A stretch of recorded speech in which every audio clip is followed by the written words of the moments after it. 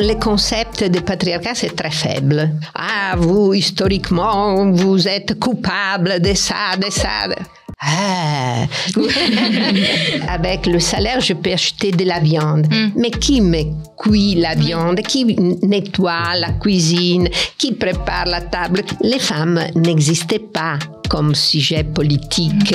C'est un cancer à niveau social, le fait que le travail domestique n'a pas une reconnaissance économique. Tout le monde a besoin d'argent. Bonjour et bienvenue dans ce premier épisode de l'émission Capital. Capital, c'est une des émissions du média CRL. Donc CRL, c'est un projet collectif monté par le collectif Sud Global et les jeunes POP. C'est un média indépendant, critique, qui cherche à porter une analyse politique de la Suisse et à se poser des questions stratégiques. Pour cette première émission de l'émission Capital, qui est donc l'émission des jeunes POP au sein du média CRL, on a décidé de s'intéresser à la question du féminisme marxiste et à la question de la reproduction. Donc la reproduction, c'est l'ensemble du travail qui sert à reproduire la force du travail dans le vocabulaire du féminisme marxiste, donc à assurer la subsistance en fait, des humains et leur permettre notamment d'aller travailler dans le travail productif correctement. Ce sont des questions qui ont été analysées par les féministes marxistes depuis de nombreuses années, et on a l'immense chance d'avoir sur le plateau Leopoldina Fortunati, qui est une des penseuses fondatrices du féminisme marxiste, qui est l'autrice d'un texte majeur qui s'appelle L'arcane de la reproduction. Et donc on va essayer dans cette émission d'abord de clarifier un petit peu les grands concepts de cette catégorie de pensée, et pour ça il y a Héloïse sur le plateau qui a une expérience des sciences sociales et qui va m'aider à modérer, à poser des questions à Fortunati pour lui permettre de développer cette théorie. Ensuite, on va essayer de s'intéresser à la Suisse à travers les catégories du féminisme marxiste. Et pour ce faire, on a Inès sur le plateau, qui est une militante communiste et féministe suisse, qui est coprésidente des jeunes POP, et qui est aussi une syndicaliste du syndicat des services publics dans le secteur de l'enfance. Et puis finalement, on va essayer d'aller regarder un cas concret de travail de la reproduction marchandisé, de travail de la reproduction salariée. Et donc on a Fiona, qui est une auxiliaire dans un EMS, et qui est aussi une militante des jeunes POP et une étudiante en philosophie, qui va nous parler de sa situation, et on va essayer à nouveau de regarder la spécificité de sa situation avec les lunettes du féminisme marxiste. Donc pour commencer cette émission, on va commencer par s'intéresser au travail de Leopoldina Fortunati, et on a pensé que pour introduire la question, la meilleure façon de le faire, c'était commencer par un aperçu historique des conditions dans lesquelles Leopoldina a écrit son texte principal, et pour ce faire, je vais laisser à Héloïse l'occasion de faire un petit point de situation historique pour commencer l'émission. Oui, Leopoldina, du coup, tu milites et tu écris dans l'Italie des années 70. À cette époque, il y avait à la fois un grand mouvement ouvrier marqué par un fort parti communiste, ce qui n'est plus le cas aujourd'hui, un fort mouvement étudiant et aussi le développement du mouvement féministe, comme on peut le voir aussi à l'échelle internationale, et auquel tu vas activement prendre part. Mais avec tes camarades, vous allez vite voir des limites sur la manière dont est pensée et menée la lutte féministe, que ce soit à la fois dans la gauche marxiste, mais aussi dans le mouvement féministe de manière générale, ce qui va te pousser à produire une nouvelle théorie avec d'autres. Et je pense important de souligner que tu écris depuis une perspective des luttes et non pas depuis une perspective universitaire en premier lieu, ou une perspective simplement observatrice. Mais tu dis que ce sont bien les besoins pratiques de la lutte féministe qui t'ont poussé à écrire L'arcane de la reproduction, qui est donc ton livre majeur. Est-ce que tu pourrais déjà revenir sur ce contexte-là, sur les limites que tu voyais au mouvement féministe de l'époque? Pourquoi en fait c'était nécessaire de produire une nouvelle théorie pour penser et lutter contre l'exploitation des femmes sous le capitalisme? Merci de la question. Je voudrais ajouter que entre les forces politiques de cette époque, il y avait les partis communistes qui étaient en Italie les plus grands partis communistes en Europe, et donc moitié de la population italienne était part du Parti communiste ou était sympathisant pour le Parti communiste. Bon, après, il y avait les mouvements des étudiants qui étaient très forts à cette époque. Et il y avait la gauche extra-parlementaire. Et moi, je suis partie comme militante avant du mouvement des étudiants et après des Potere Operaio, qui était un des groupes de la gauche extra-parlementaire. Mais un groupe, du coup, marxiste, mais qui se situe quand même en décalage avec le marxisme orthodoxe de l'époque. Je pense que c'est important de... Qui se posait à gauche du Parti communiste. Et ce que je voyais dans mon expérience, c'était que il y avait tout homme qui parlait. Dans les mouvements des étudiants, 90% c'était hommes. Dans le pouvoir ouvrier, c'était hommes. Et dans le Parti communiste, c'était beaucoup des hommes. Et donc, la réalité du mouvement féministe qui naît pour trouver un espace dans lequel raisonner entre femmes des questions des femmes, parce que les femmes n'existaient pas comme sujet politique avec une dignité. Elles étaient simplement des ancillaires aux luttes des hommes. Elles aidaient les hommes à faire des luttes. C'est ça la chose. Et les mouvements féministes à cette époque, il était parti avec une grande préposition. On veut détruire la culture qui nous a précédés parce que c'était une culture qui était compromise contre les femmes, avec le pouvoir de domination contre les femmes. Alors, il fallait partir tout à nouveau. Et cette attitude apportait des choses positives et négatives, naturellement.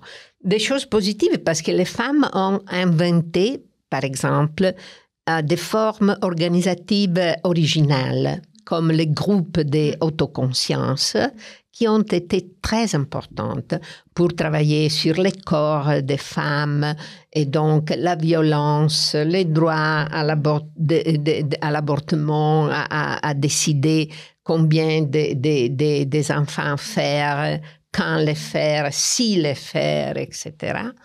Et après, il y avait les aspects négatifs, c'était que ces mouvements étaient formés beaucoup par femmes professeurs, enseignantes, employés, etc., qui étaient planchés plutôt sur les strates sociales bourgeoises, non? Et donc, le travail domestique était perçu comme quelque chose dont se libérer. On doit sortir de la maison et on doit se libérer du travail domestique comme ça. On sort de la maison, on va au dehors, on va dans le... C'était l'émancipation par l'accès au marché du travail. Ça, oui. Exactement, on va travailler, mais on va au dehors de la maison, etc. Et c'était, ou bien il y avait un autre groupe qui était d'accord sur l'analyse du salaire au travail domestique, Rivolta Femminile, mais ils étaient des artistes et elles ne voulaient pas aller dans les manifestations, parce que la manifestation, c'est une outil organisatif masculin et elles ne voulaient pas venir. Alors, nous, on a dit non. Alors, pour nous, c'était absurde de détruire toute la tradition culturelle, politique qu'on avait, parce que on avait arrivé en Italie à avoir des analyses politiques très fortes dans les mouvements ouvriers. Et ignorer cette tradition, pour nous, c'était fou, c'était pas correct. Et donc, on a... j'ai oublié, il y avait même un grand courant dans les mouvements féministes sur la différence, le féminisme de la différence, non? Contre l'homogénéisation entre femmes et hommes. Non, on doit défendre la différence entre la spécificité des femmes, de leur identité, de leur corps, de leur passé, de leur histoire. Et nous on dit, un moment. La différence entre hommes et femmes est basée sur la différence du travail. Et donc, il faut donner des jambes matérielles pour définir réellement les choses. Alors, on a dit, bon, on profite de toute la tradition que les mouvements ouvriers a formulée jusqu'à ce moment, mais on l'interprète selon nos besoins. Le besoin par rapport au travail des femmes, le travail domestique. Exactement, au travail ménager. Et alors, on a dit, c'est pas productif dire il faut aller au dehors des femmes et oublier le travail domestique. Attendez quand tu rentrais à la maison, tu restes toujours au dehors de la maison. Mais quand tu rentres, le travail domestique est là. Toujours là, oui. Donc ça suffit pas de dire on va aller travailler et puis on ne se préoccupe pas de cette question-là. Et alors on a dit non, il faut mettre cet objectif, cette prospective, cette analyse politique au centre de notre action politique. Oui. Et la proposer au mouvement féministe en général. Oui, ouais. Et ça, tu le fais justement en différenciant. Donc, tu expliques qu'il y a une différence entre deux sphères sous le capitalisme. Donc, la sphère de la production dans laquelle se trouve le travail salarié et de l'autre côté, la sphère de la reproduction, cette fois, dans laquelle a lieu le travail domestique et c'est une sphère à laquelle vont être assignées, en fait, les femmes par le capital. Historiquement, et c'est un travail qui va donc être considéré, alors seulement en apparence, comme étant improductif, ce qui va pas permettre de dévaloriser ce travail-là, de ne pas le rémunérer, mais tu montres bien que, ce que tu cherches en fait à démontrer, c'est que c'est seulement en apparence que ça se joue. En réalité, c'est pas du tout le cas. Est-ce que tu peux un peu nous expliquer cette différence entre ces deux sphères et en fait en quoi le travail domestique est productif? Comment est-ce que tu l'analyses? Alors, il faut dire que jusqu'aux années 70, l'analyse courante qui était faite par la gauche en général voyait le système capitaliste comme l'avait décrit Marx, c'est-à-dire formé simplement de la sphère de la production de marchandises. Parce que ce qui arrivait dans les maisons était complètement invisible et les femmes comme sujet du travail étaient complètement invisibles. Alors, nous, on a commencé à dire, bon, non, ça, le système capitaliste n'est pas comme ça. Il est construit, on a dû déconstruire complètement toute l'analyse marxiste, marxienne, et on a dit les systèmes capitalistes formés par deux sphères, une sphère, la sphère de la production de marchandises, et l'autre sphère, la sphère de la production et la reproduction de la force de travail, même la production de la force de travail, c'est-à-dire les nouvelles générations. Est-ce que tu peux différencier, parce qu'il y a la sphère de la production et la sphère de, en réalité, production et reproduction. Exactement, ensemble. Production et reproduction, est-ce que tu peux peut-être expliquer ce que ça inclut? Inclut la production des nouvelles générations, c'est-à-dire faire des enfants, et la reproduction de la force de travail des travailleurs, femmes comprises, parce que les femmes sont elles-mêmes force de travail à la maison. Alors, cette sphère, à cette époque, était complètement subordonnée dans les années 70 à la sphère de la production de marchandises, parce que c'était la sphère de la reproduction des marchandises qui donnait le rythme à la vie sociale. C'était là la sphère où l'investissement technologique était majeur de la part du capital, où les technologies plus avancées étaient développées, etc. Et la femme, donc les femmes travaillaient dans une sphère qui était corollaire à la sphère de la reproduction, de la production des marchandises. Mais dans les dernières, après ça, on a vu une évolution totale de la relation entre ces deux sphères. Et peu à peu, la sphère de la reproduction est devenue la sphère dominante, c'est-à-dire la sphère qui, dans le système du capital, est la sphère dans laquelle il y a l'accumulation des valeurs la plus grande. Et on peut développer ça après. Et je voudrais dire pourquoi la sphère de la reproduction de la force de travail est productive. Parce que c'était c'est important, justement. C'était ça l'enjeu. Non. Elle était, parce que moi, j'ai démontré dans l'arcane que la vision avec laquelle on analysait les procès de la reproduction était aveugle. J'ai parti de Marx, de comment Marx voyait la consommation, non, la reproduction de la force de travail à travers la consommation. Et Marx avait cette idée que la consommation, c'était direct, c'est-à-dire la classe ouvrière avec les salaires, pouvait directement se reproduire. Mais ça, c'était bizarre. C'était complètement faux.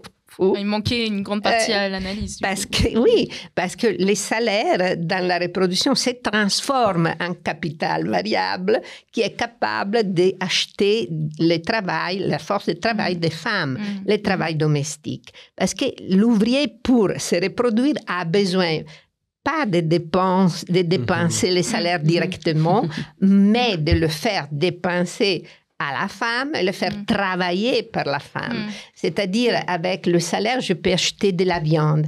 Mais qui me cuit la viande, qui nettoie la cuisine, qui prépare la table, qui desprépare la table, et tout ça.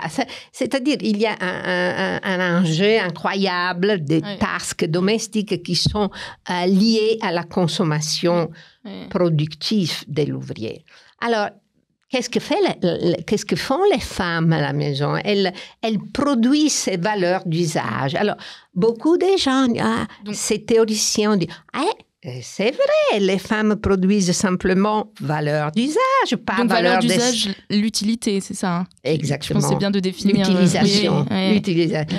Pas valeur d'échange, c'est-à-dire les valeurs, les marchandises qui produisent plus de la valeur et qui ont un prix.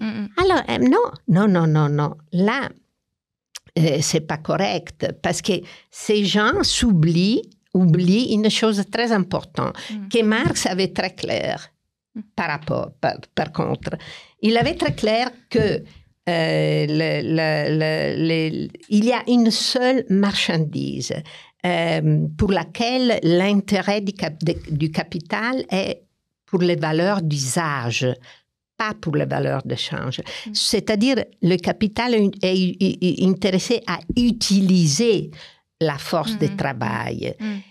Pour l'utilisation de la force de travail, il doit la payer, ok? Il doit reconnaître une valeur d'échange. Une valeur d'échange, c'est ça. Dans la valeur d'échange, il y a cette quantité de travail nécessaire, justement. Exactement. Mais son intérêt, c'est sur la valeur d'échange, ok? La valeur d'usage de la force de travail. Alors, les femmes produisent à la maison les valeurs d'usage qui viennent incorporer dans la valeur d'usage de la force de travail. C'est ça l'aspect productif, parce que c'est la valeur d'usage de la force de travail qui est en gros, qui est la seule marchandise en gros de produire de la valeur. Ouais. C'est-à-dire le procès domestique était vu d'une façon manque. Il s'arrêtait à la production de valeurs d'usage. Non, la valeur d'usage est une partie et tu dois voir le procès dans sa complété. Le procès dans sa complété requiert, comment on dit, veut que même comprend même le moment de la consommation des valeurs d'usage de la part de l'ouvrier, des enfants, etc. Et c'est à travers la consommation productive des valeurs d'usage produite par la femme, que la valeur d'usage de la force de travail de l'ouvrier augmente. Et c'est ça la chose à laquelle le capital est intéressé. Donc tu dirais que c'est une source de plus-value indirecte, en quelque sorte? C'est une production de valeur directe, mais qui est incorporée dans la valeur d'usage de la force de travail de l'ouvrier. On peut dire indirect dans le sens que c'est le capital quand il utilise la force de travail de l'ouvrier qui... il ne le fait pas directement par la femme, mais par la médiation de l'ouvrier. Exactement. Ouais. Et justement, j'aimerais revenir sur... du coup, de là, tu dis que les femmes sont donc exploitées par le capital et par la médiation de l'ouvrier et non pas opprimées. Par exemple, tu fais cette distinction-là, toi, du fait de cette théorie-là, du fait de cette conception du travail domestique comme étant productif. Est-ce que tu peux développer un peu sur cette... Ça a été une très grande bataille, celle-là, parce que les femmes avaient le droit simplement de se définir opprimées. Parce qu'on ne voyait pas... Dans le mouvement des femmes à l'époque, tu dis... Non, dans le mouvement en général, même de la gauche, des ouvriers, etc.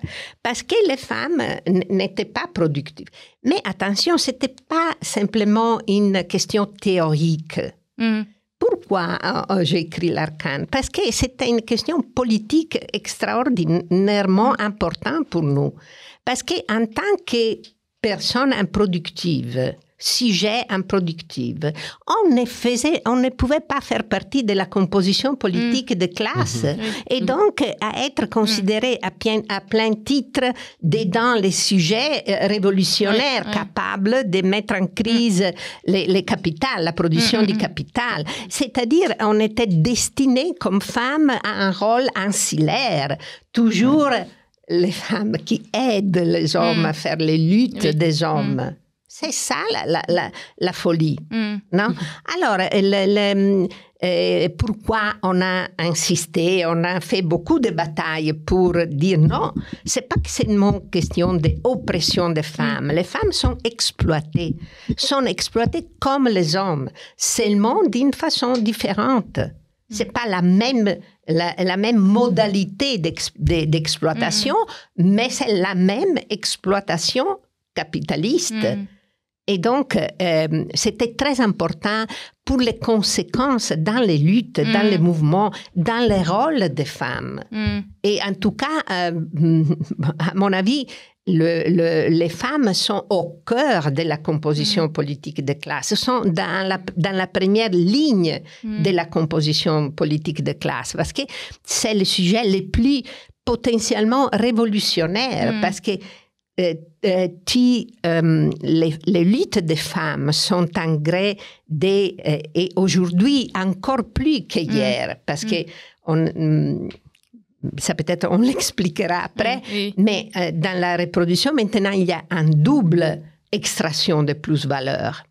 Pas seulement l'extraction de plus-valeur qu'on a expliquée, mais il y en a un autre. Et donc, c'est la sphère la plus productive à l'intérieur du système du capital. Et donc, les femmes sont là, dans la première ligne, comme potentiel sujet de lutte révolutionnaire. Parce que toucher la révolution, ça veut dire toucher le cœur de la production du système du capital. Et ça par le biais de l'institution aussi de la famille. Tu parles par exemple du contrat de mariage comme étant un contrat de travail en réalité entre l'ouvrier et celle que tu appelles l'ouvrière ménagère. Donc c'est l'institution de la famille qui est tu dirais quoi, le lieu le fondement de l'organisation capitaliste même. Oui, c'est la cellule première de la société du capital, non? Et on doit expliquer que le fonctionnement de la société pour le capital, c'est central. Il n'y a pas un capital sans société. Il ne peut pas exister. Et maintenant, la reproduction doit obliger et pousser à faire de plus en plus la société, faire société pour le capital, non? C'est-à-dire remédier la grande crise de la reproduction qu'il y a maintenant et qui est le résultat de lutte des femmes. Et en lien avec ça, toi, tu es très critique du terme de patriarcat qu'on utilise aujourd'hui beaucoup dans nos luttes féministes. Et tu préfères justement parler d'exploitation du capitalisme et non pas du patriarcat. Et t'invites à considérer les hommes comme alliés dans cette lutte contre un objectif en fait commun. Est-ce que tu peux nous expliquer pourquoi pour toi c'est peut-être pas mobilisateur, quelles sont les limites politiques Premièrement, le concept de patriarcat c'est très faible. Alors, il a une prétence de validité dans l'histoire qui n'a pas été démontrée proprement. Et donc ça, tu veux dire, il n'y a pas eu d'analyse de manière systémique. Il faudrait regarder chaque société individuelle. Exactement. Comment tu peux dire non. Pour moi, c'est un concept très faible et très contradictoire et qui est nié par l'histoire. Par exemple, et Marx l'avait très clair, et Engels l'avait très clair, le même. La femme esclave et l'homme esclave étaient dans le même plan par rapport aux propriétaires d'esclaves. C'est-à-dire, il n'y avait pas une différence de pouvoir entre l'homme esclave et la femme esclave. La seule différence que ces deux avaient était par rapport à leurs propriétaires. Le capital et le cerf de la glèbe, c'est à peu près la même chose. Et ils sont propriété du seigneur. Naturellement, il y a un petit peu de pouvoir en plus pour les hommes, mais structurellement, ils sont dans la même relation de propriété par rapport au Seigneur. Le capital introduit une énorme différence. Et donc, il y a une fracture. Et bon, le patriarcat, la continuité historique, ouais. Le capital introduit une fracture parce qu'il met l'homme au-dessus de la femme. Et il organise entre eux une relation de pouvoir vraiment puissante. Et donc, c'est une situation complètement différente par rapport au passé. Et donc, c'est très vague pour moi. Et après, je pense que c'est même déséducatif parce que, pour beaucoup de raisons, parce que elle permet de ne parler pas de capital. Oui, c'est ça. Qu'est-ce que ça change de parler de patriarcat par rapport... Elle couvre le rôle du capital, qui est un rôle très important, et un rôle que le capital joue maintenant en faveur d'un mythe historique. après, il y a toute une, comment on peut dire, une élaboration historique des couples, des gars, des hommes, des colpes. Des coupables, tu veux dire? Exactement. De la culpabilité. Ils sont des coupables par rapport aux femmes, de toutes les OK. Et bon, et quand on a fait ça, qu'est-ce que... Alors, il faut dire, l'homme est médiateur du rapport entre le capital et les femmes. C'est un médiateur de pouvoir. Oui. OK? Alors, nous, on a tout l'intérêt d'amener l'homme envers nous, de transformer l'homme en support des luttes des femmes. Tu vois, pas se détacher des hommes et dire « Ah, vous, historiquement, vous êtes coupable de ça, de ça. » On ne termine jamais. On ne peut pas affronter la lutte politique dans cette situation de rancœur, tu vois. Et dans vos collectifs, justement, à l'époque, vous aviez réussi? Est-ce que les hommes, ils étaient réceptifs à la théorie que tu produisais? Ils vous soutenaient dans les luttes? Quand on faisait des manifestations, on avait toujours des hommes qui venaient, qui étaient avec nous, parce qu'ils étaient convaincus que c'était juste avoir une reconnaissance de la valeur du travail domestique ménager. C'était même leur intérêt, parce que 2 salaires dans la maison sont mieux qu'un salaire simplement. Non, il sert beaucoup même aux hommes à lutter pour leur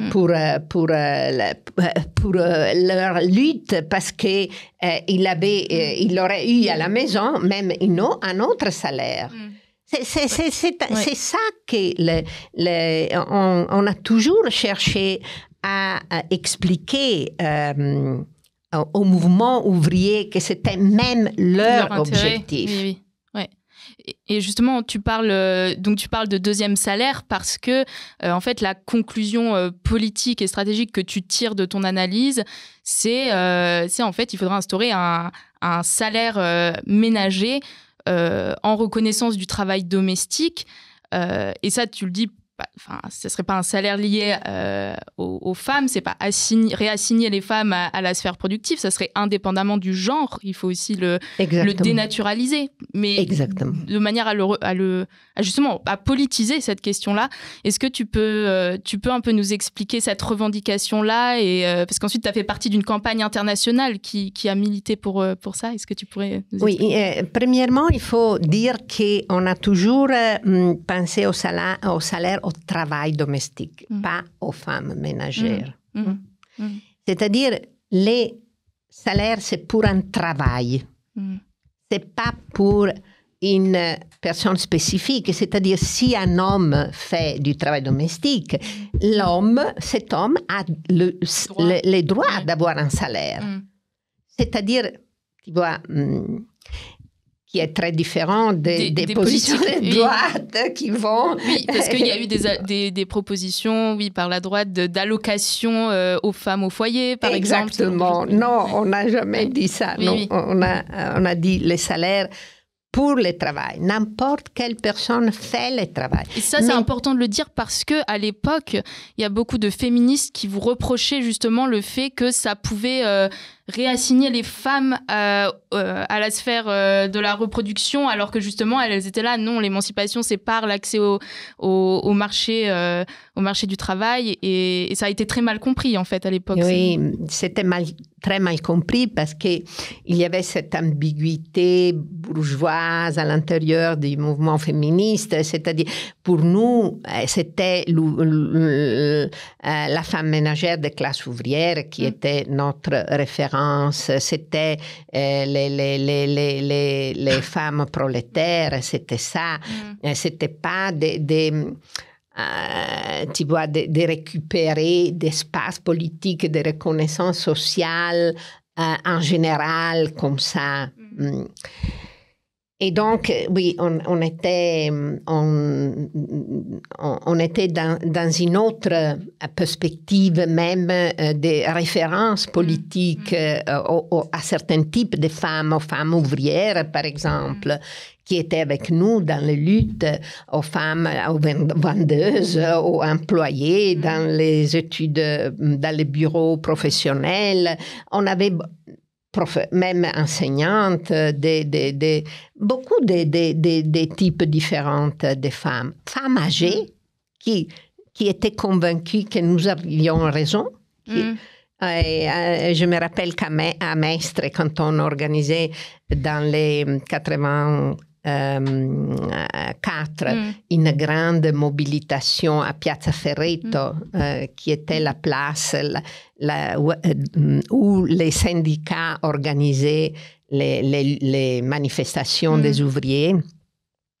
Il y avait beaucoup de femmes âgées qui sont venues des maisons, qui sont venues là à nous soutenir. Parce qu'ils ont dit, vous avez raison. Et donc, il y avait beaucoup mais c'était ces femmes-là auxquelles nous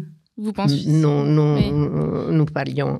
Mais pourquoi le salaire ménager? Pourquoi, par exemple, pas demander plus de services en termes de crèches, de garderies, d'institutions publiques liées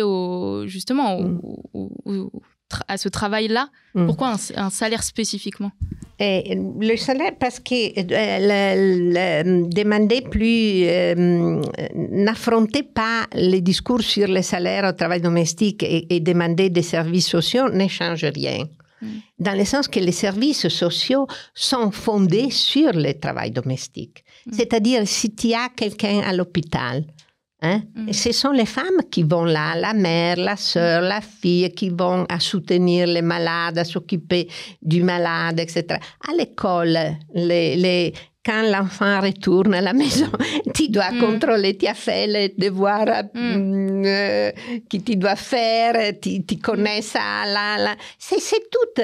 Et c'est l'école qui parle avec les familles, avec les femmes, les mères, qui dit, les professeurs, l'enseignant qui dit, l'enfant. C'est tout un travail de raccord, de complémentaire que le travail domestique fait avec l'école, avec les hôpitaux, c'est-à-dire, on n'élimine pas le travail domestique. Et en effet, dans la dernière grande vague de lutte au Canada, des infirmières, des enseignants, etc., elles se sont connectées avec les femmes en tant que mères, en tant que travailleurs à la maison. Qui venaient, par exemple, à l'hôpital, rendre visite à leur famille, pas uniquement les travailleuses. Elles ont demandé même les salaires au travail ménager parce qu'elles se rendaient compte qu'elles étaient payées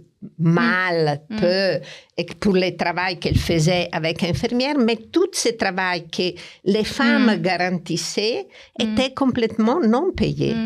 Et le fait que le travail ménager n'est pas reconnu rend faible même l'infirmière, l'enseignante et tout ça. Parce que, tu vois, c'est l'origine, la source de la faiblesse. Oui, tu dis qu'en fait, comment est-ce qu'on peut aussi espérer revaloriser ces bas salaires alors que le travail domestique auquel il est associé de manière générale, puisqu'étant un travail féminin, n'est pas du tout rémunéré à la base. Exactement. C'est ça le problème. Pourquoi tu dois payer beaucoup d'argent à une infirmière quand la femme à la maison fait l'infirmière sans avoir la reconnaissance de rien? C'est un cancer à niveau social, le fait que le travail domestique n'a pas une reconnaissance économique. Et après, la chose importante, c'est que tout le monde a besoin d'argent pour la propre autonomie personnelle. Demander plus de services sociaux, c'est pas mal, c'est bien de faire même ça. Mais la chose importante, c'est défendre le principe que chacun de nous a le droit à sa propre autonomie économique. Parce qu'au fond même de la violence contre les femmes, c'est le fait que ces femmes sont obligées à rester dans des maisons avec des hommes violents parce qu'elles n'ont pas de l'argent pour s'en aller avec les enfants. C'est ça que dans les centres contre la violence contre les femmes, et c'est sans dire toujours où je peux aller si je n'ai pas de l'argent avec mes fils. Pourquoi vous avez continué à accepter ça? Et où je peux aller? Oui. Moi, je pense que ça nous fait une transition intéressante. Maintenant, je pense qu'on se fait une idée un peu plus claire de ce que c'est que les grandes idées du féminisme marxiste et de pourquoi il y a une telle centralité à la question de la reproduction pour le féminisme. Et nous, ce qui nous semblait important, c'est que là, on a parlé d'Italie, on a un peu parlé de partout dans le monde, mais on n'a pas parlé de la Suisse.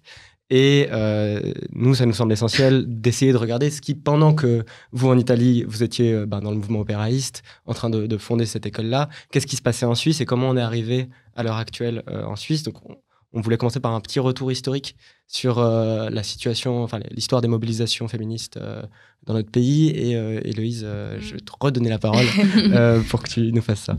Oui, parce que du coup, dans les années 70, il y avait aussi un mouvement des femmes en Suisse. Après, la question, par exemple, du salaire ménager ou de vos groupes, elle a pas trouvé une forte, comment dire, adhésion en Italie, mais également en Suisse.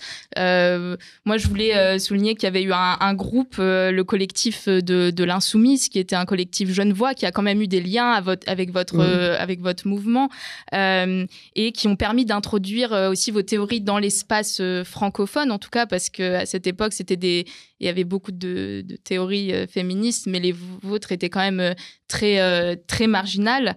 Donc ce collectif-là, il était très impliqué dans le mouvement de libération des femmes à Genève. Il y en a beaucoup qui ont organisé, qui étaient militantes aussi à plein temps en fait dans ce mouvement-là. Mais il est quand même resté très marginal. Ce qui était intéressant, c'est qu'elles n'ont pas, par exemple, pris part à la campagne internationale pour le salaire ménager, mais elles revendiquaient 2000 francs pendant 3 ans pour les mères, par exemple. Elles ont aussi mené pas mal d'actions directes, des occupations du bureau d'aide sociale ou de la caisse d'allocation chômage, qu'elles interprétaient comme étant une continuité du salaire, une déclinaison possible aussi du salaire ménager pour obtenir en fait ce qu'elles considéraient comme étant leurs droits. Et elles étaient très critiques. Alors, c'est intéressant de pouvoir parler justement du rôle des syndicats. Elles étaient très critiques des syndicats à l'époque qui proposaient des mesures anti-féministes, voire qui étaient assez focalisées sur l'emploi salarié. Et voilà, mais ça c'était un petit groupe très marginal qui a une durée d'existence d'à peu près 10 ans. Ensuite, je ne dirais pas trop marginal. Mais au sein du mouvement de libération, oui. Quand même. Peut-être dans votre tradition. C'était minoritaire, ça peut-être. Oui. Pas marginal, parce que l'idée que moi, je me suis faite de l'Insoumise, c'était un groupe vraiment créatif, vraiment original. Elles ont produit énormément de textes, de contenus théoriques.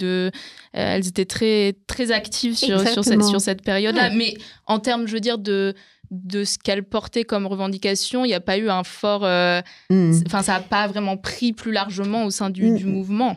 Oui, je suis d'accord. Je dirais marginal, mais minoritaire. Parce qu'elles ont eu une valeur quand même au niveau international très forte.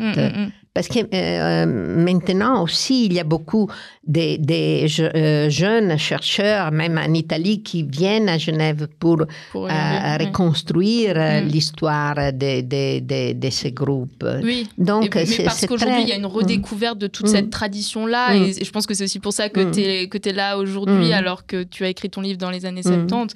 Donc ça participe de ça. Mais oui, minoritaire, du coup.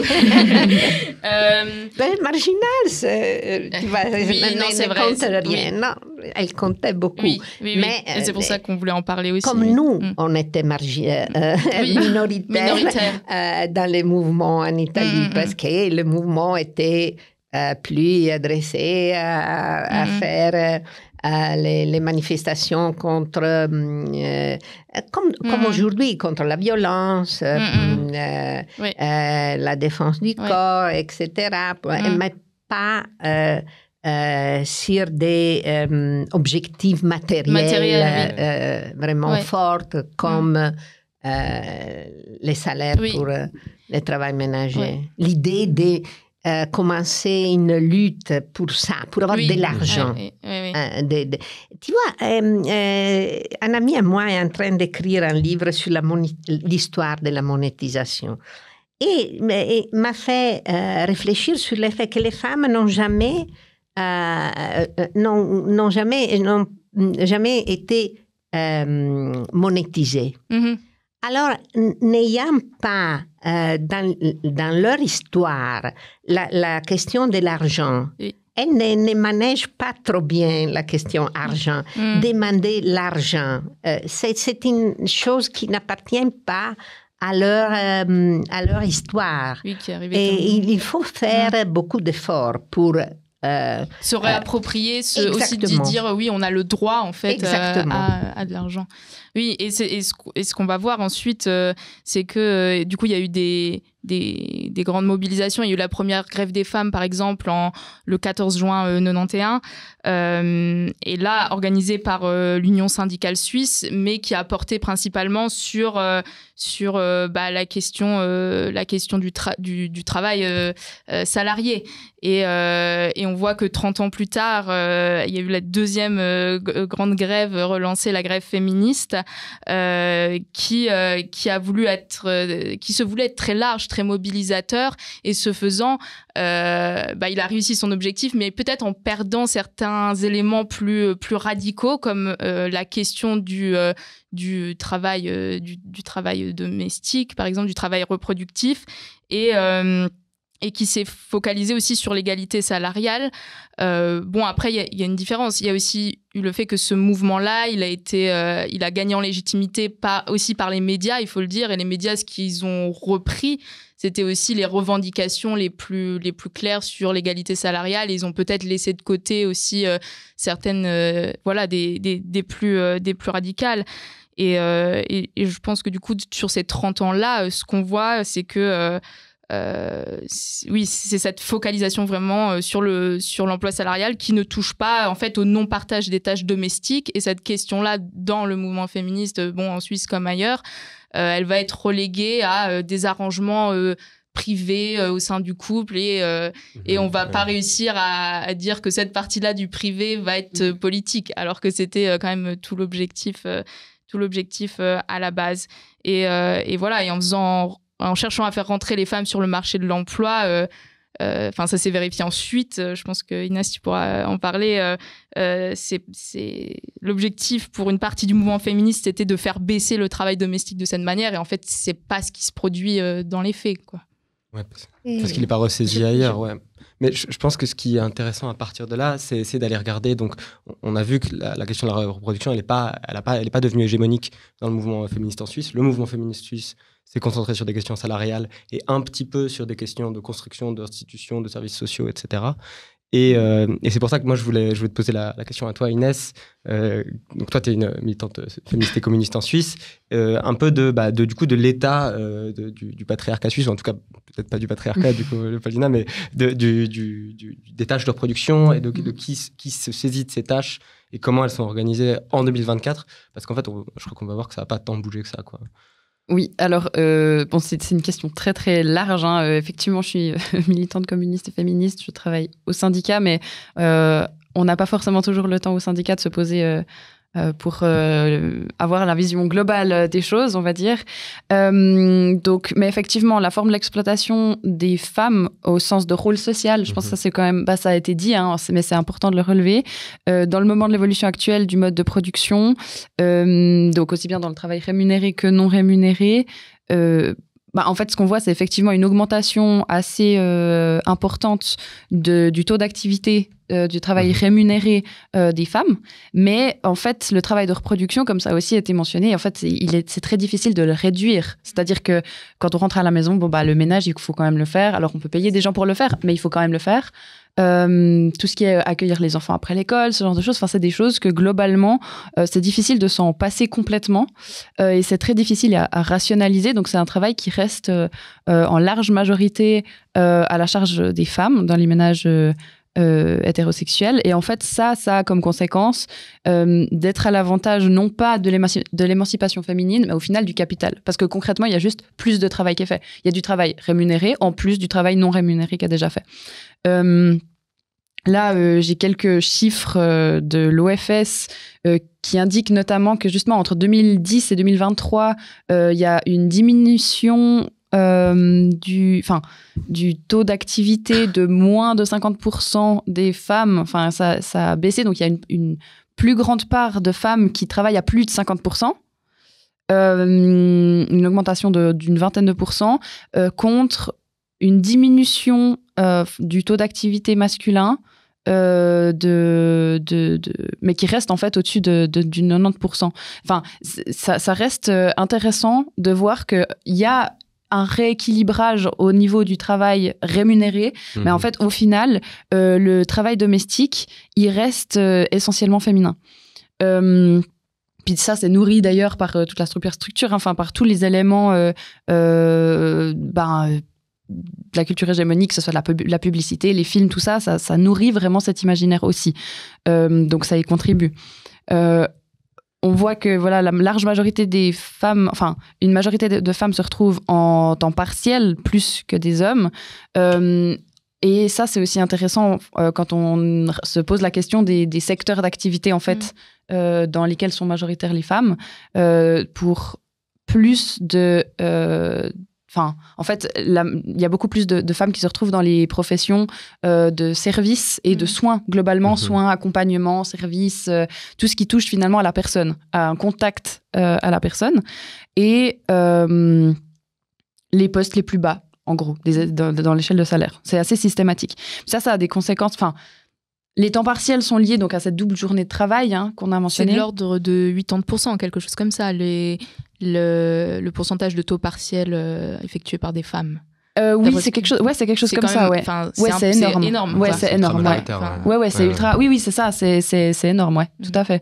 Et puis ça, c'est lié justement, entre autres, à cette double journée, parce qu'en fait, c'est un taux partiel d'activité rémunéré. Mais concrètement, il y a tout le reste du travail non rémunéré, le travail reproductif qui est fait à la maison ou pas forcément dans sa propre maison. Ça peut être, ça peut être s'occuper de ses parents, ça peut être faire la garde des enfants des voisins, ça peut être, ça peut être justement, comme ça a été mentionné, à l'hôpital parce qu'on a des proches qui ont besoin de soutien. Enfin, tout ça, c'est un travail qui existe, mais qui n'est pas compté comme travail et qui vient s'ajouter au travail rémunéré.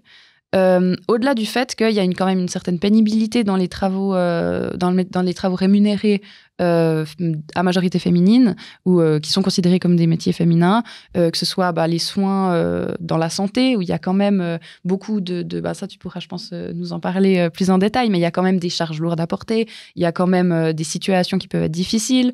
Quand on se retrouve à travailler par exemple dans le secteur de l'enfance, on s'en rend pas du tout compte, mais on est dans le bruit toute la journée, on peut être responsable on est responsable de 7 enfants en fonction de... ça dépend d'un certain nombre de normes. Mais en gros, on peut être... Donc, ça change. Mais on est responsable de beaucoup d'enfants. On est dans le bruit toute la journée. On doit beaucoup se lever, se mettre à genoux par terre, se relever. On porte les enfants. Ça fait vite des kilos aussi. Et tous ces éléments-là qui font de la pénibilité aussi physique et puis mentale, qui sont pas du tout pris en compte.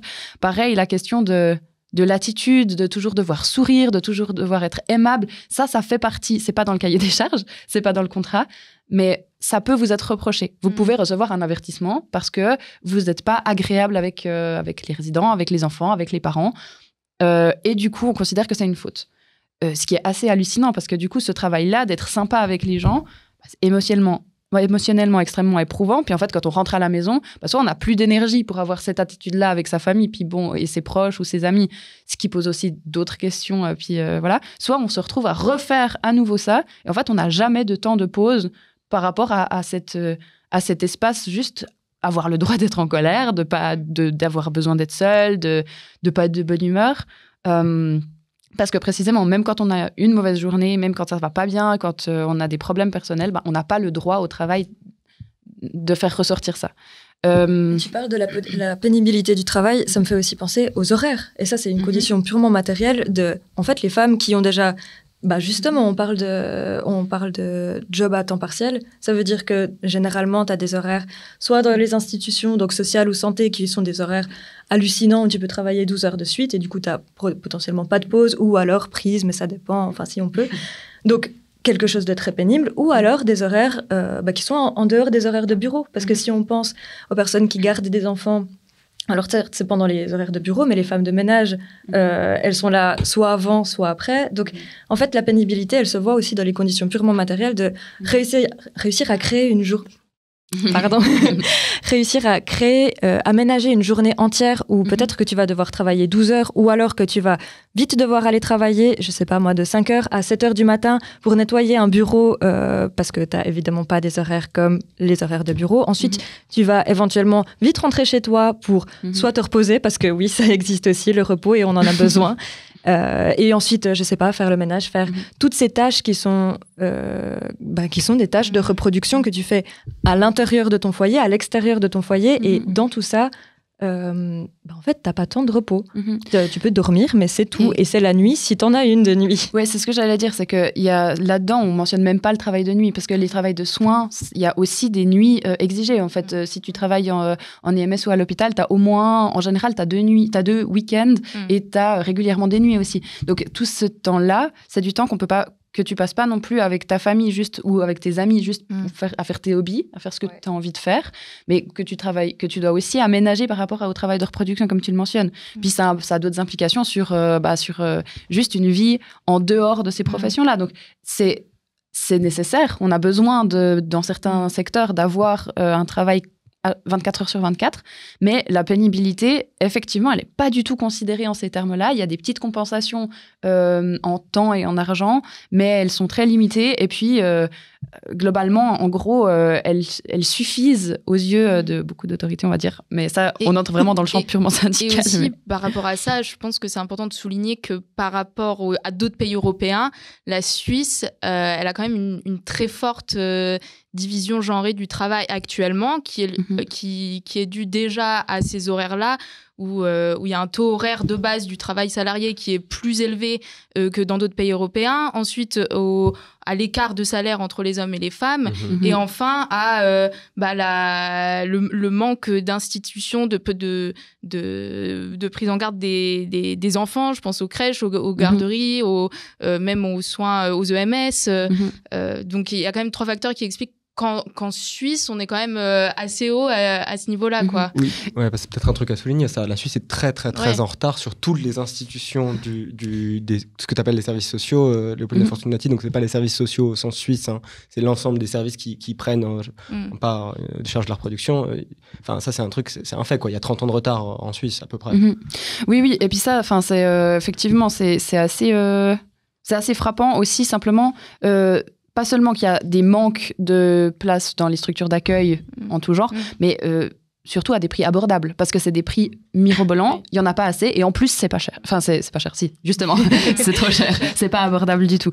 Mais ça, ouais, je voulais justement revenir là-dessus, sur la question des institutions qui sont inadaptées. Enfin, il faut aussi se rendre compte, puis la question des revenus.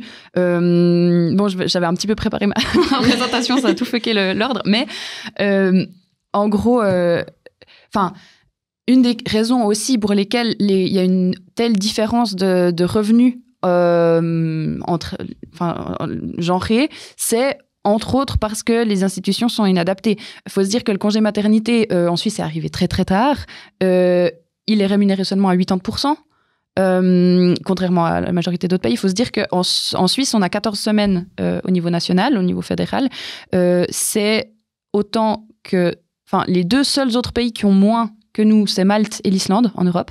Sinon, tous les autres ont plus de congés maternité que la Suisse, sauf l'Allemagne, qui a aussi 14 semaines, mais qui touche, où les femmes touchent le 100% de leurs revenus quand elles sont en congé maternité, contrairement à la Suisse où c'est 80%, et qui ont un congé prénatal, ce qui n'est pas le cas de la Suisse. Donc le congé prénatal, c'est en gros une période de congé avant l'accouchement, durant les dernières semaines. Il faut se dire qu'on a quand même près des 3/4 des femmes en Suisse qui arrêtent leur travail rémunéré les semaines avant l'accouchement parce qu'elles peuvent juste pas continuer. Mais sauf que du coup, elles sont obligées de les prendre soit sur leur semaine de vacances, soit en congé maladie, en arrêt maladie. Donc, en Italie, on a 2 mois avant l'accouchement et 3 mois après. Voilà, ça donne une idée des différences, de la disparité de la chose. Donc, et sans compter que pour revenir au congé maternité, il y a aussi un autre élément qui est là encore très spécifique, mais il y a des allocations qui sont versées à l'employeur quand ils ont une personne qui est en congé maternité. Et du coup, ces allocations, elles sont censées être là pour pouvoir remplacer la personne qui part en congé maternité. Sauf que souvent, c'est pas le cas. Et du coup, si la personne n'est pas remplacée, concrètement, ces allocations, elles vont à qui ? À l'employeur. Donc, c'est au profit de l'employeur. Pour un travail qui est au final fourni par les personnes qui se retrouvent à combler les trous, à faire plus de travail, donc avec des conditions d'autant plus difficiles, parce que on sait déjà qu'il y a des problèmes de dotation, qu'il y a toujours des coupes sur le personnel. Donc ça remet une couche supplémentaire. Et sans oublier la charge mentale de la personne qui doit se faire remplacer et n'est pas remplacée. C'est absolument terrible. Genre de se dire que, alors en l'occurrence, t'es enceinte, t'as une excellente raison. Ceci dit, oui, plutôt, oui. C'est horrible de recevoir des messages de ton boulot qui disent « Bon, écoute, on sait que t'es en congé mat, mais écoute, là, on est vraiment dans la merde. Est-ce que tu pourrais vite faire ça parce qu'on n'a pas assez de personnes et t'es pas remplacée ?» Et quand même, tu te permets de prendre un congé de maternité un peu rallongé. Tu te rends compte que nous, là, on t'attend depuis bientôt 3 mois. Dépêche-toi. C'est quelque chose qui est même normalisé. Ouais. Et on parlait avant des secteurs dans le social et dans la santé où il y a beaucoup de personnes qui travaillent à l'heure. Ces personnes-là n'ont pas de congé maladie, en fait. Et tu travailles à l'heure, ça veut dire que juste tu ne travailles pas à ce moment-là. Ouais. Et tu vas pas être remboursé. Et un congé maternité, ça n'existe pas forcément. Ça aussi, c'est dramatique et c'est une chose à laquelle penser. Tout à fait, ouais. Donc, puis ça, en fait, ça a aussi un impact sur tout ce qui suit, c'est-à-dire, donc, comme tu dis, les personnes payées à l'heure, elles sont juste pas payées, mais même les personnes qui ont un contrat mensualisé, en fait, il y en a environ un tiers des femmes, qui fait une pause dans sa carrière quand il y a un enfant qui arrive dans la famille. Et la pause, elle peut aller jusqu'à 5 ans. Ça a des conséquences sur les cotisations pour les retraites. Ça a des conséquences simplement pour retrouver un taf derrière. Et ça a des conséquences qui peuvent être celles d'une isolation aussi vis-à-vis de la vie sociale et puis de la vie professionnelle. Et aussi une dépendance, du coup, par rapport au salaire du conjoint. On en parlait tout à l'heure en cas ensuite de séparation ou de problèmes de violence même à l'intérieur du couple. Ensuite, c'est bien plus difficile de partir quand tu te retrouves dépendante du salaire d'un autre salaire parce que tu peux pas combiner les deux en fait. Tout à fait. Puis ça se voit de façon... moi, je trouve que c'est un exemple qui est extrêmement flagrant parce qu'il n'y a personne qui osera dire que c'est pas du travail, mais qui permet de faire des parallèles. C'est dans le cas, par exemple, de l'agriculture. Il y a extrêmement peu de femmes qui sont propriétaires de leur exploitation. En revanche, c'est quasi systématique qu'elles fassent un travail d'accompagnement, un travail en fait pour faire tourner l'exploitation parce que c'est extrêmement dur, on le sait, de faire des revenus sur le travail agricole.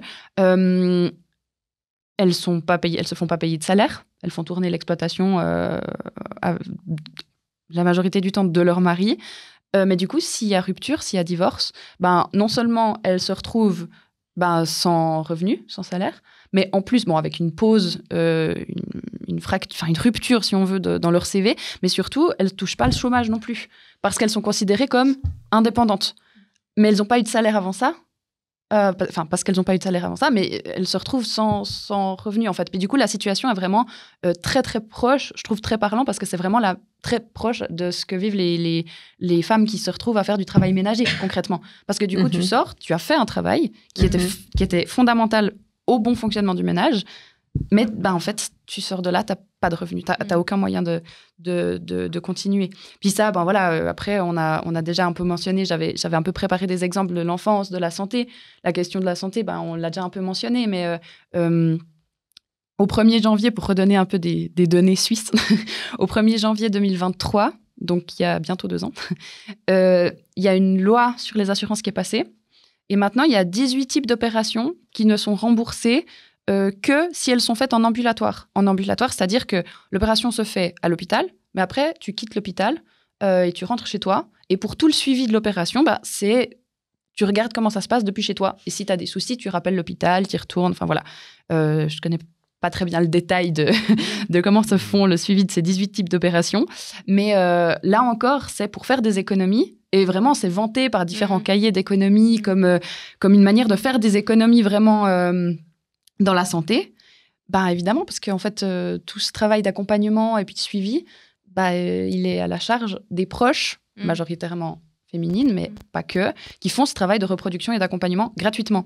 Et quand c'est pas le cas, quand on n'a personne, en fait, ça met vraiment en danger la vie. Enfin, c'est quelque chose qui revient de façon régulière, que c'est des personnes qui vont se retrouver à l'hôpital peu de temps après, parce que concrètement, elles n'ont pas eu le suivi qu'elles auraient dû avoir. Ouais, et ça c'est super intéressant, parce que du coup on voit que le programme de casse du service public néolibéral, en fait, il va s'appuyer explicitement sur le travail ménager et la sphère reproductive non rémunérée pour démanteler l'État. Et pourquoi ? Parce qu'en fait, ça permet de ne pas payer ce travail-là et d'augmenter le taux d'exploitation, si on veut. Ouais, tout à fait. Et du coup, moi, ce qui m'a interpellé, c'est qu'au début de l'émission, tu as mentionné que maintenant, en fait, dans les économies contemporaines, Léopoldina, la sphère reproductive est absolument majoritaire.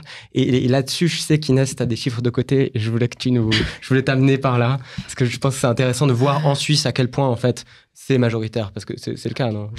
Oui, en Suisse, le site Feministische Ökonomie, qui est un site de chercheuses, en fait, d'universitaires qui se réunissent pour faire de la production dans leur domaine depuis un axe féministe. Donc, il y a vraiment un peu de tout. Hein.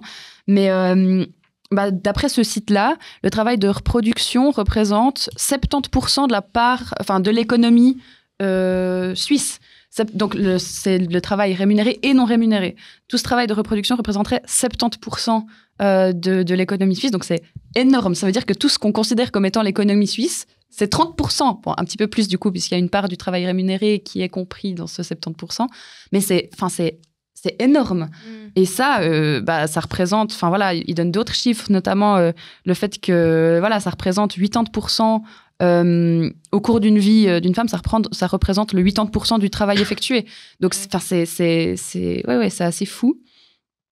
Et puis ça se voit dans tous les secteurs. Tu as mentionné que j'étais secrétaire syndicale dans le secteur de l'enfance, alors en l'occurrence aussi dans la santé parapublique et aussi responsable des questions féministes. Désolé. Je précise parce que c'est là-dessus que j'ai des données, c'est pas pour rien. Et puis, justement, par rapport à l'enfance... il y a aussi il y a un rapport très intéressant par les travailleuses du secteur de dire, mais en fait, nous, on est censé être engagés pour faire du travail éducatif, mais concrètement, on se retrouve à faire des nettoyages, des rangements, la cuisine, des lessives, balayer, tout. Et en plus, on est censé s'occuper des enfants. Et en plus, on est censé gérer les remplacements. Et en fait, il y a vraiment ce truc de... Globalement, vous gérez. On vous laisse ça, puis après, vous débrouillez. Puis il y a vraiment cet élément-là qui est particulièrement notable, d'autant que, je ne sais pas si c'est comme ça partout, puisqu'il y a des conventions collectives de travail dans certains cantons. Donc, des conventions collectives de travail, c'est des accords passés entre les représentants des employeurs et les représentants des employés. Donc, en général, les syndicats et des organisations patronales, sur un certain nombre de règles à appliquer, à respecter. Donc, c'est le cas dans le canton de Vaud et à la ville de Genève, il y a des conventions collectives de travail pour le secteur de l'enfance. C'est une démarche qui est en cours dans le canton du Valais et dans le canton de Fribourg. Mais actuellement, à Fribourg, les stagiaires, alors c'est aussi lié à d'autres choses que des conventions collectives de travail, mais on ne va pas entrer dans les détails techniques. Mais aujourd'hui, les stagiaires et les personnes en apprentissage, à Fribourg en tout cas, sont comptés à 100% dans l'effectif. C'est-à-dire que ça peut être la première fois que tu arrives dans une crèche pour travailler dans une crèche, parce que tu n'as jamais mis les pieds avant, puis que tu es stagiaire, c'est ton premier jour, et tu es déjà responsable du même nombre d'enfants que quelqu'un qui est auxiliaire, qui a travaillé depuis des années là-dedans et qui connaît le domaine. Et tu es censé être formé, mais concrètement, ce n'est pas du tout systématique quand tu n'as pas de convention collective, justement, c'est pas du tout systématique que tu aies du temps prévu pour être accompagné. Et puis, concrètement, en fait, ta responsable, elle se retrouve responsable de toi, de ton groupe et de son groupe à elle. Et là, ça arrive partout, même au Canada. Par exemple, maintenant, ce sont 2 semaines d'apprentissage pour, tu vois, aller dans les services sociaux à faire ton travail.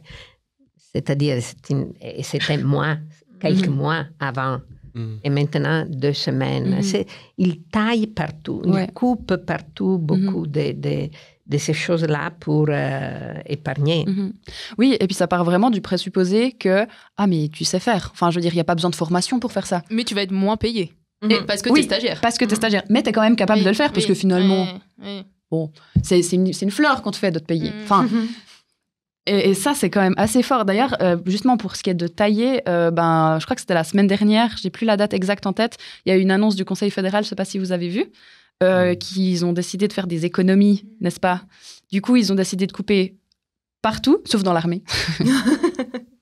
Mais en particulier sur les crèches, pour faire des économies de 1 milliard. Donc, c'est important pour les crèches, c'est un peu moins important pour la Confédération. Mais 1 milliard d'économies sur les crèches en arrêtant tout simplement de financer les structures d'accueil de l'enfance qui aujourd'hui sont financées, là encore c'est très fragmenté et c'est ça qui rend la chose aussi parfois difficile, c'est qu'il y a une partie qui est financée par les parents, une partie qui est financée par la commune, une partie qui est financée par le canton et il y a une contribution de la part de la Confédération. Et là, la Confédération a tout simplement décidé d'arrêter en considérant que c'était de la responsabilité des cantons, en fait. Donc là encore, il y a vraiment un espèce de rejet de « mais non, mais ça, on n'en a pas vraiment besoin, finalement », qui se ressent très, très fort et puis qui est choquant pour tout le monde, évidemment en particulier pour le personnel qui travaille dans ces structures, mais aussi pour les parents. Parce que on a mentionné le fait que les structures sont pas assez abordables, puis qu'il n'y a pas assez de place. Il faut se dire qu'aujourd'hui, la plus grande crèche de Suisse, c'est les grands-parents. Et là encore, essentiellement, les grands-mères. On revient au travail de reproduction non rémunéré pour permettre aux parents d'aller travailler, globalement. C'est ça. Mais ça, c'est super intéressant parce que du coup, on voit qu'il y a cette tension qui existe où, en fait, le programme de contre-réforme, de démantèlement des petits acquis de l'État sociaux qu'on a en Suisse, il sait qu'il peut s'appuyer sur la structure patriarcale pour reprendre une partie du travail, pour reprendre le peu de travail reproductif qui était rentré dans la sphère marchande. Et donc, moi, c'est cool parce que ça m'amène sur ma 3e partie, ça me fait une petite transition. Donc, il y a cette tension qui existe. Je voulais juste rajouter quelque chose, si je peux. C'est... quelque chose qu'on n'a pas mentionné, mais que je trouve qui est fondamental, c'est que globalement, du coup, les postes à bas revenus sont surtout occupés par des femmes, mais aussi en particulier des femmes racisées, des femmes qui viennent de l'étranger et souvent, très souvent, des pays soit d'Afrique, soit d'Amérique latine.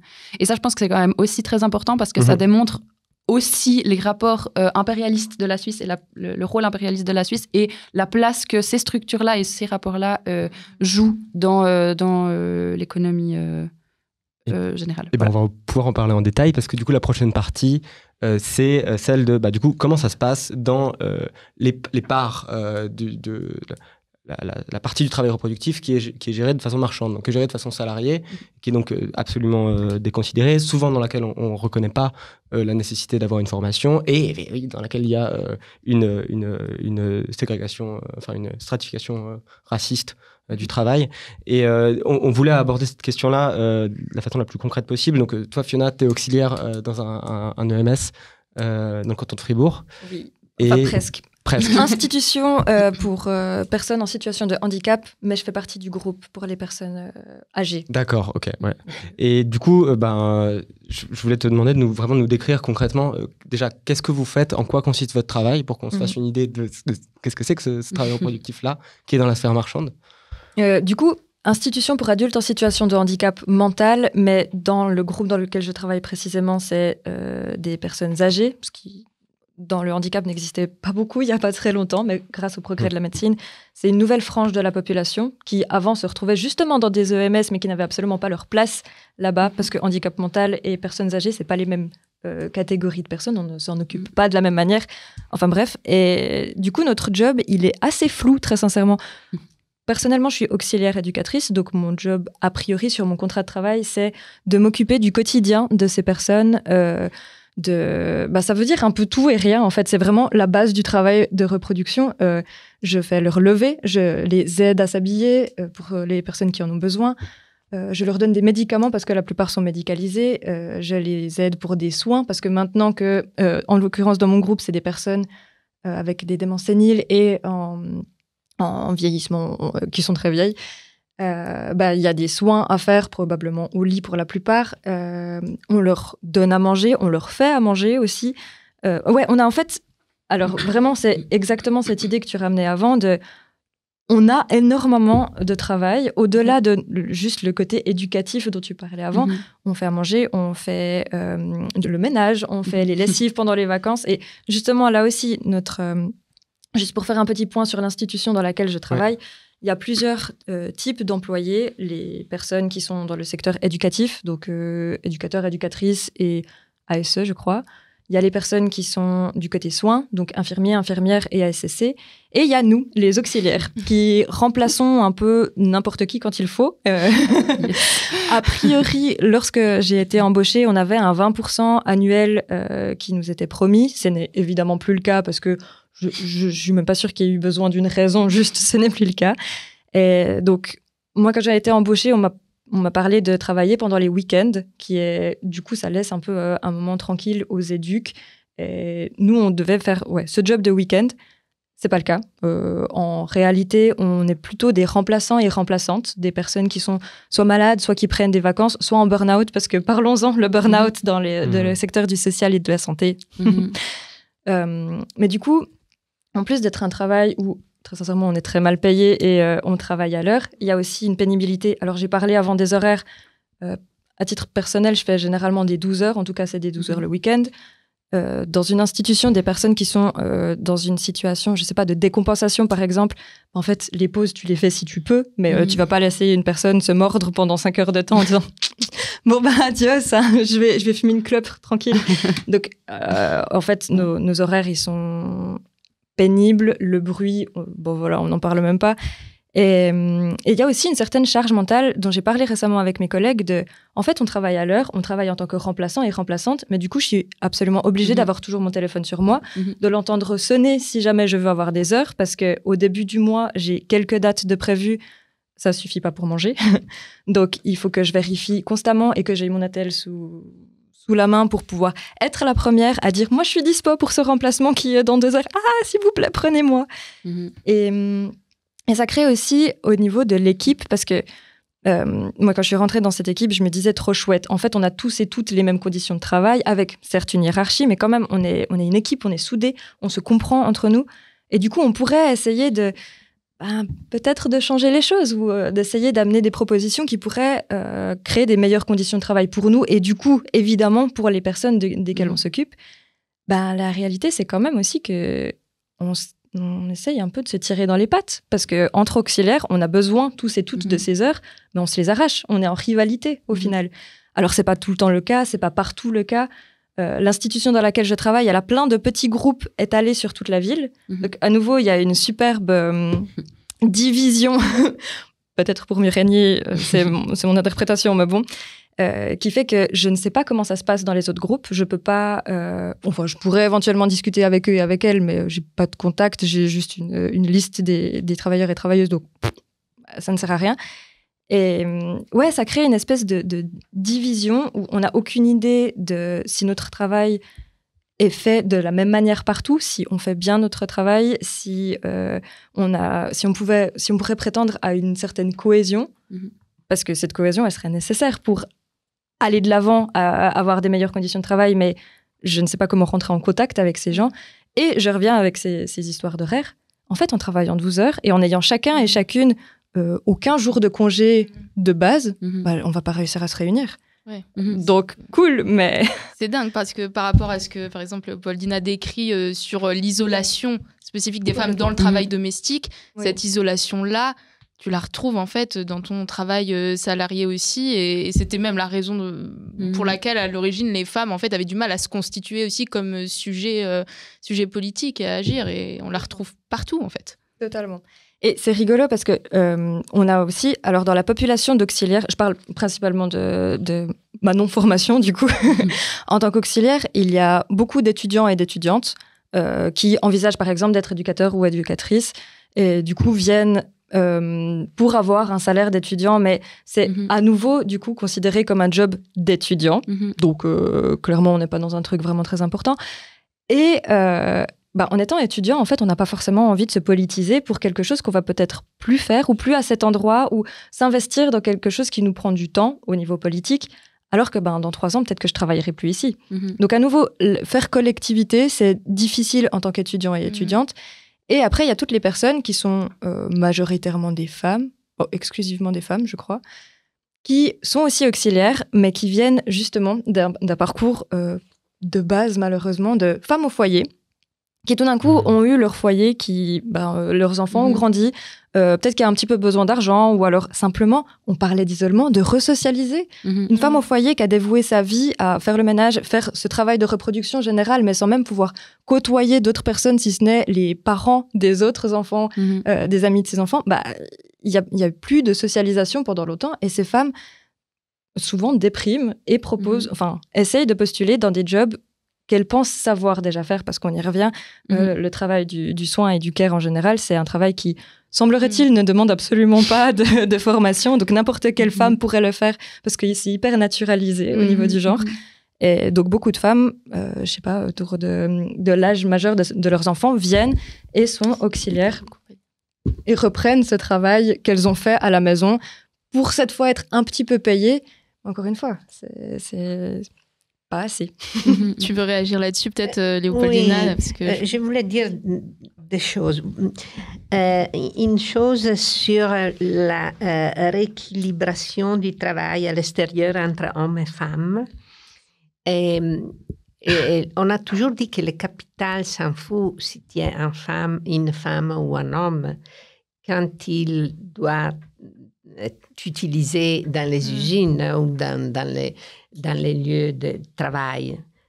Pendant les guerres, quand les hommes étaient dans la guerre, les femmes ont été appelées dans les usines. Et donc, cet équilibre change. C'est quelque chose connecté à la biologie du travailleur, non? La question du partage du travail domestique, c'est une question très délicate, et on a toujours dit que le partage du travail domestique avec les hommes peut être simplement un objectif tactique pour récupérer du temps pour l'organisation des luttes et tout ça, mais ne peut pas être stratégique. On ne peut pas lutter pour ajouter à une personne qui fait déjà 8 heures de travail, autre 3 heures de travail en plus, 4 heures de travail en plus. C'est un objectif politique, non. Ouais. Parce que notre objectif, c'est de travailler tous moins. C'est-à-dire, les femmes n'ont jamais et ont été toujours conscientes que ça ne pouvait pas être la stratégie. La stratégie, c'est la réduction du travail pour tout le monde. Donc, c'est un objectif tactique qui ne peut pas être résolutif. Naturellement que les hommes font de la résistance. Et qui ne ferait pas de la résistance à passer de 8 heures à 12 heures par jour? C'est normal. Il faut transformer ça dans une lutte et organisation politique, non? Et après, les questions connectées avec les services de reproduction en général, public, privé, ça dépend. des pays, non, tout part du travail domestique. Tout part de l'invisibilité du travail domestique, même au lieu des femmes. Parce que n'ayant été jamais contracté, négocié, c'est pas seulement invisible, mais comme a dit elle est même, on ne sait pas où il commence, où il termine. Non, on a une idée très vague. Et toutes les recherches qui sont faites à niveau sociologique sur le time budget, comment tu dépenses ton temps pendant la journée. Non? Et tu vois, les femmes disent, bon, je travaille une heure dans le travail domestique. Une heure. Une femme qui a 2 fils, par exemple, un mari... 1 heure par jour me semble très peu. Mais pourquoi? Elle a été une demi-heure avec sa grand-mère au téléphone pour la soutenir. Elle a travaillé, non? Elle n'a pas travaillé. Alors, si on n'est pas capable de reconnaître nous-mêmes, parce que ce travail a toujours été pas seulement invisible, mais pas négocié, pas réfléchi, pas contracté, pas... On va dire que c'est de l'amour. Exactement. Ils l'ont appelé amour et nous l'avons appelé travail. Alors, mais ça se reflète terriblement dans les services de reproduction. Parce que pourquoi ils sont si faibles? Pourquoi les contrats sont si terribles pour les travailleurs? Parce qu'ils sont travailleuses. Et les femmes n'ont jamais eu la possibilité de s'organiser d'une façon très forte. Parce qu'à peine elles terminent à 5 heures, elles doivent aller à la maison parce qu'il y a les enfants à les prendre à l'école, l'autre à la crèche, les âgés à s'occuper. Elles n'ont pas le temps de le faire. Et alors, pas de temps de faire les luttes se transforme dans une faiblesse énorme. Tu pars déjà d'une faiblesse énorme parce que tu pars comme travailleuse qui n'est pas payée. Tu vas là et toi, tu es très mal payée, tu dois travailler beaucoup et maintenant, il y a beaucoup d'agressions contre les enseignants, contre les infirmières, les médecins, parce que naturellement, la péjoration des conditions de travail des travailleurs et travailleuses se reflète même dans la qualité des soins, qui est péjorée, et les parents et les gens protestent, et protestent d'une façon souvent terrible, parce qu'ils protestent contre les travailleurs, pas contre l'État, contre l'administrateur et tout ça. C'est pour cela que je pense que ces dernières vagues de lutte au Canada ont été très importantes de la part des travailleurs publics comme les infirmières, les enseignants, etc., parce qu'ils ont réussi à s'allier avec les parents, des enfants, des gens hospitalisés et tout ça. Ils ont réussi à faire un front commun. Et c'est d'ailleurs ce qui a permis aussi de mobiliser, il y a la convention collective de travail du secteur de l'enfance dans le canton de Vaud, c'est dans les années 90, si je ne dis pas de bêtises, 96, 97 je crois, qu'elle a été signée la première, et il y a notamment eu justement des mobilisations aussi avec les parents qui soutenaient les travailleuses dans l'accueil de l'enfance précisément pour des meilleures conditions de travail. Donc oui, comme tu dis, c'est qu'il y a vraiment une reconnaissance, il y a besoin de ce front commun pour amener en fait une autre reconnaissance et une autre considération de ces professions-là. Et puis c'est vrai que ça se voit... on parlait tout à l'heure des distinctions salariales, et puis ce que tu mentionnes, un exemple qui est, moi je trouve extrêmement parlant, en l'occurrence dans le canton de Fribourg, quand on est payé par l'État, on est coloqué dans des classes salariales, et tous les niveaux bachelor, toutes les formations niveau bachelor sont en classe 18, sauf les infirmières qui sont en classe 17. Alors que d'après le calcul qui a été fait par le système de calcul pour placer dans une classe, elles devraient être en classe 18 depuis 7 ans au moins. Mais elles sont toujours en classe 17 et c'est les seules avec les bibliothécaires. Donc ça va complètement dans ce sens-là, quoi. C'est vraiment, globalement, tu sors de là et en fait, t'es épuisé et puis t'as encore du travail à reproduire chez toi et puis tu t'en sors plus. Puis voilà, après, les mobilisations, elles sont faisables, mais dans une limite. Enfin, on parlera aussi du travail syndical peut-être tout à l'heure. Moi, je pense que la perspective du salaire au travail domestique sera vaincante seulement c'est l'engrais de connecter les luttes entre les femmes qui travaillent dans les services et les femmes qui sont à la maison, tu vois, si on est capable de connecter toutes les luttes des femmes, alors on sera vainquant. Autrement, si on reste partagé et divisé les uns des autres, ce sera très difficile. Oui, tout à fait. Ouais. Et là-dessus, il y a aussi... moi, j'aimerais juste souligner qu'en Suisse, il y a actuellement 40 000 personnes qui travaillent, et majoritairement des femmes, du coup, qui travaillent comme aide domestique pour des familles dont les femmes travaillent, n'ont pas le temps d'effectuer toutes leurs tâches domestiques. Et ces 40 000 personnes sont actuellement sans papier et donc ne tombent pas sous le cadre de conventions de travail collective. Il y a eu des campagnes en 2013 à Genève, aucune employée de maison n'est illégale. Ça aussi, c'est des personnes aussi majoritairement issues, t'en parlais de l'immigration.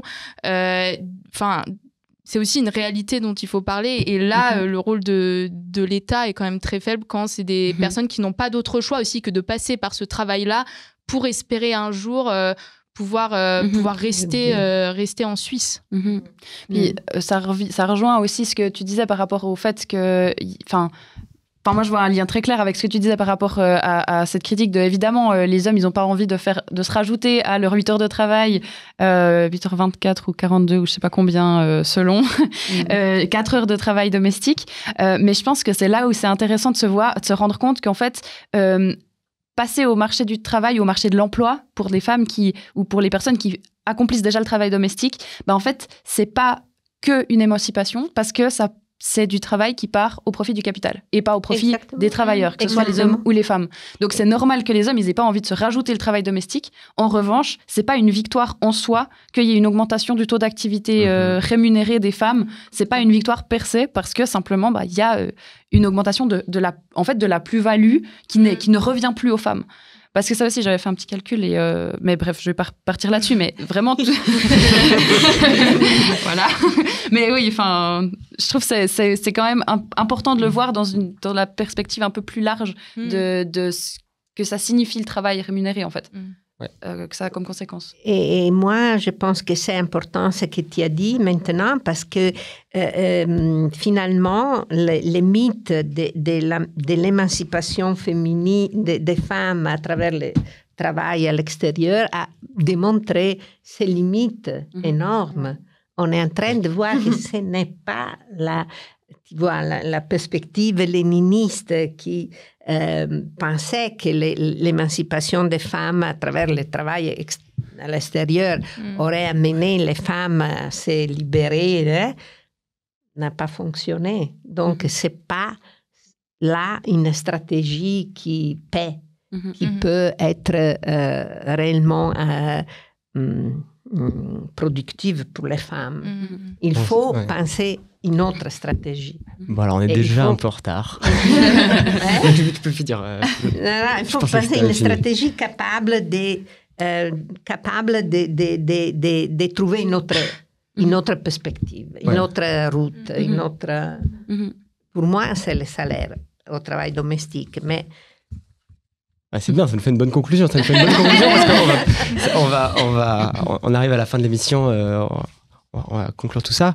Ce qu'on voulait faire, nous, parce que voilà, c'est une émission qui était censée faire 1h30, qui va faire 1h45, qui a vraiment pas le temps de couvrir tout ce que toi t'as développé, de couvrir complètement tout ce qu'on voulait dire sur la Suisse, traiter toutes les questions syndicales qu'on aurait aimé aborder. Mais du coup, ce qu'on s'est dit, c'est qu'on allait conclure avec des recommandations de comment approfondir. Alors, on va commencer par Héloïse qui va nous faire... un petit tour des bouquins. Ouais. Non, mais déjà, ton livre, Léopoldina, qui s'appelle, je sais pas avec qui je dois dois le montrer.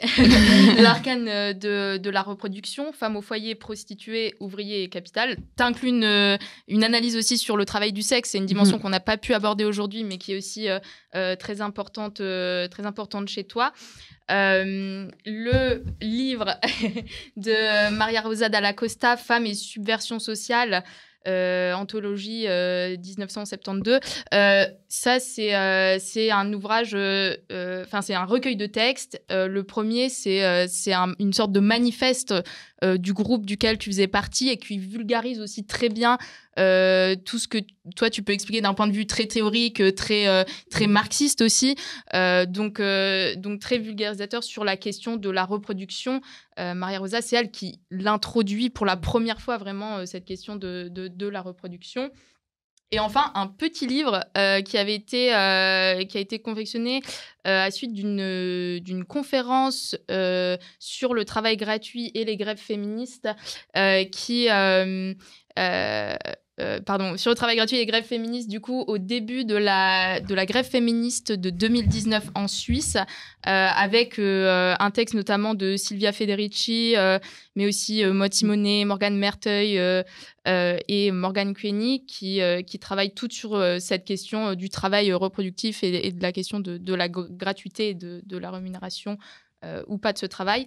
Tous ces livres, c'est du coup les éditions Entremonde qui les publient, voilà, des éditions genevoises.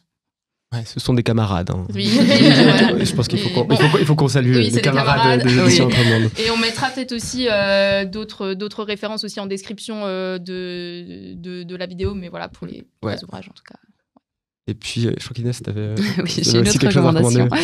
Oui, il y a une vidéo qui, si elle n'est pas sortie, elle ne devrait pas tarder à sortir, d'une conférence donc, de Leopoldina Fortunati sur la chaîne des jeunes pop. Donc, il ne faut pas hésiter à aller jeter un œil.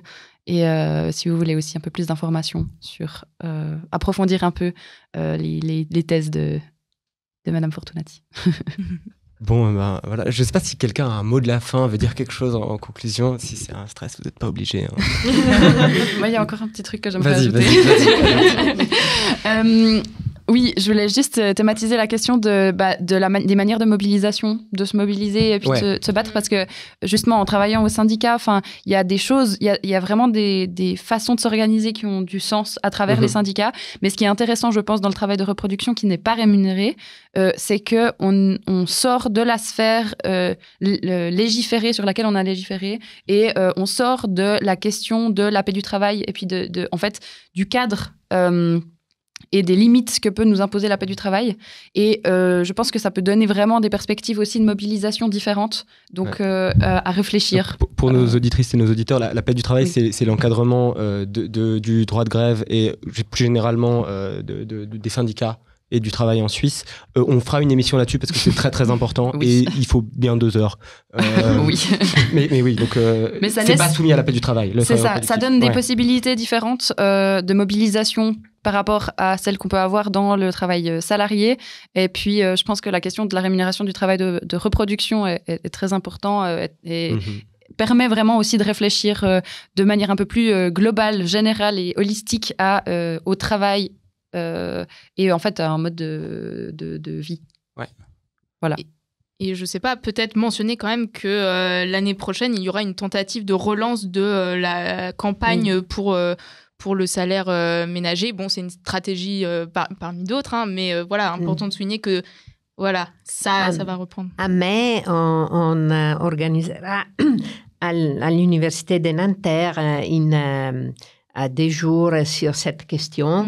Et dans ce moment-là, on a intention de relancer la campagne pour les salaires au travail domestique à niveau international encore, parce qu'il y a beaucoup de femmes et de jeunes hommes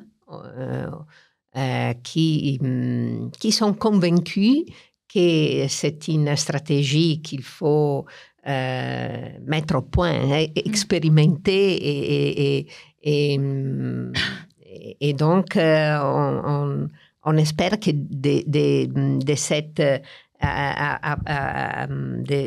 de ces journées il sortira l'élaboration d'un comité international sur ça. Et donc, même en Europe, on aura un point de repère important pour les organisations de lutte, de mobilisation, même du discours, parce qu'il faut, il y a beaucoup d'intérêt maintenant envers ce discours, et donc il faut répondre positivement à cet intérêt. Voilà. Ce sera public, c'est un truc auquel les gens peuvent oui, venir. Oui, donc alors, si c'est possible, je pense qu'on mettra le lien vers le programme en description de la vidéo. Oui. Et puis, je pense que c'est une super conclusion. Je voulais vous remercier toutes et toutes d'être venus, d'avoir préparé longuement plein de statistiques. Voilà, c'était super. Je pense que vous invite. Merci à toi pour la modo. Merci. À toi.